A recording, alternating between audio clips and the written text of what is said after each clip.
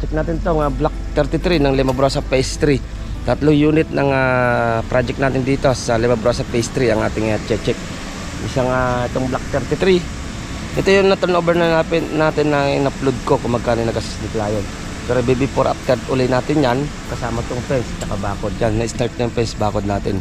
Mga boss, ito yung Block 24 natin. Check natin itong linaya mga boss. Dito natin yung interior. Kung mapansin nyo, lilit na yung ating metal powering, metal stand. 30 cm and then 2 feet, yeah, 60 cm. Yan boss, dito na tayo sa Block 8 ng Jasmine Project Limabrosa Phase 3. Check na rin natin ito. Yan ating extension dito. Okay, at dito, saka na natin bubutasan itong bintana nito. Madali lang butasan yung bintana nito. Pwede natin mabusan.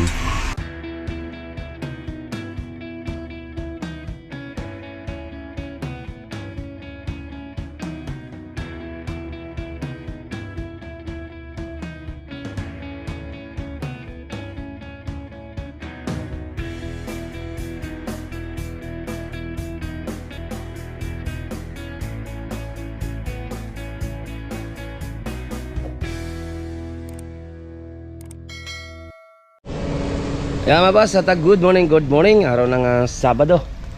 Yan, at check natin itong Block 33 ng Limabrosa Phase 3. Tatlong unit ng project natin dito sa Limabrosa Phase 3 ang ating check.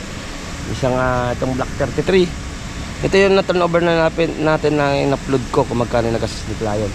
Pero before after uli natin yan, kasama itong fence at bakod yan. Na-start na yung fence bakod natin.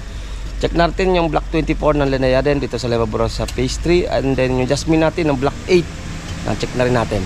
Check natin ito mga boss. Yun no. At good morning mga boss.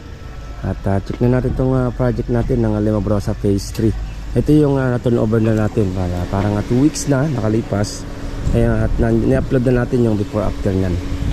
Okay. At hukay na tayo para sa fence. Pinagawa na ni client yung fence. Hindi sa likod, fence na rin. Pinahuhukay lang muna natin para isang laglag lang natin ng mga poste o mga bakal natin sa poste. Doon hukay na rin natin doon. By next week na siguro tayo magpa-deliver ng materials dito.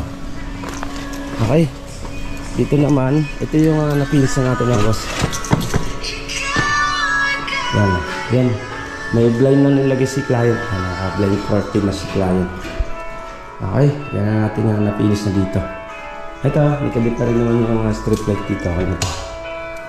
Ay, patay yata kurente. Patay pala, binaba yung breaker. Okay, ayan na. Okay na yan. Face na lang naman tayo lahat.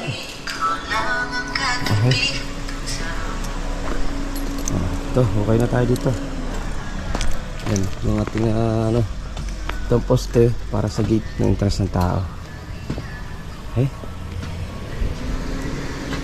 Ayan boss, check naman natin yung Block 24 ng Linea, yung interior na ginagawa natin. Ayan boss, ito yung Block 24 natin. Check natin itong Linea mga boss. Dito natin yung interior. Ayan boss, yan yung Block 24 ng Limabrosa Phase 3 Linea Project.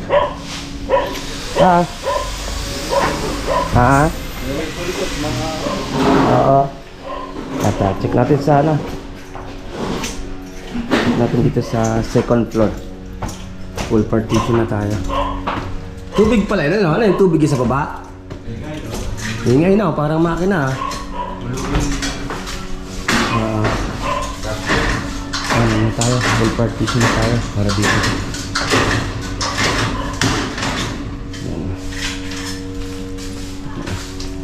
Yung isang pinto. Ganyan, kung napansin nyo, lilit na yung ating metal powering, metal stand. Kasi metra mo. Ano na tayo? 30 cm and then 2 feet, yeah, 60 cm. Ayan ka na, parang yung tibay niya At may nabibili naman tayong mas murang metal stud. Ang presyo parang 80 lang siguro ang presyo nitong metal stud. Yung metal paring natin nasa 60 plus lang naman yata. Pagkabili. Hindi, meron pa isa rito. Ay, ano? Kulang metal stud niya? Meron pa. Meron pa. Pinto na. Ito, pinto lang. Maliit lang naman tong room. Pinahan lang ni client ng kanyang bintana. Kumbaga ito, parang nagawin storage room or isang guest room lang na pagbibisita. Pwede naman dito. Kaya pinaliit lang ni client pa. Ito naman sa anak naman nilang isa. Medyo tama-tama laki. Okay. Yan ang block 24 natin mga boss. Yan nga boss, update naman natin sa block 8 ng Jasmine project. Update ko naman kayo pag nandun naman ako sa Jasmine. Yan nga boss, dito na tayo sa block 8 ng Jasmine project, Limabrosa Phase 3. Check na rin natin ito. At naka-asintada na dito sa ating extension. Yan na, Jasmine project tayo ng block 8 ng Limabrosa Phase 3. Ano ako nito Pili ka nga ng tingnan mo nga dyan. Tarpaulin, lagay mo dyan sa harapan. Isa lang. Lagay mo dito. Balik mo na lang isa. Check natin ito mga boss. Ayan, ang ating puporma na sila. Para dito sa ating extension. Ayan ang ating extension dito. Okay, at dito, saka na natin bubutasan itong bintana nito. Madali lang ang butasan yung bintana nito. Ito natin mabusan. At yan, hook natin para hindi bumibitaw yung ano niya. Tapos talian lang ng kawad. Ito, meron na. Ito na itong isa. Yan paglalagyan mo, alternate ka lang naman, huwag mo lalagyan. Importante dyan sa taas. Yan, tama na yan, hanggang dyan. Yan, tatlo lang. Okay na yan, tatlo mo. Tatlo? Oo. Sa taas naman, kakapit ka naman ng biga dyan Sa biga ka nababase dyan. Okay. Yan, pupormahan na rin naman to. Yan yung ating extension dito sa pa-islab natin, next week siguro. Ito, halwat na yung bubong na yan. Tanggalin yung bubong na yan. Bayan, next week. Okay. Yan ang ating kunting pasilip. Jasmine project mga boss. Ayan, tambak tayo ng materialis. Block 8. Yan mga boss, yan ang ating kunting pasilip ng block 33, yung fence natin. Interior ng block 24, second floor. At partition na.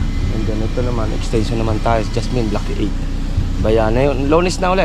Monday na ang ating update. Araw ng Sabado, payday ng mga team. Okay, hanggang dito mga boss. At tingat tayo. Ito pong J. Uragon Vlog. Napakaganda po ng channel na ito, no? Tungkol po ito sa construction. Actual construction po ang channel na ito, no? Pag pinanood nyo po ito, panalo po kayo sa channel na ito. Napakaganda po ng mga video niya. Lalo na pong magaganda, no, yung mga iba't ibang design niya. Kakaiba po yung mga iba't ibang design niya sa mga kisame. Subukan nyo pong panoorin J. Uragon Vlog na ito. Matutuwa po kayo pag pinanood nyo po yung mga video niya. Maraming salamat po.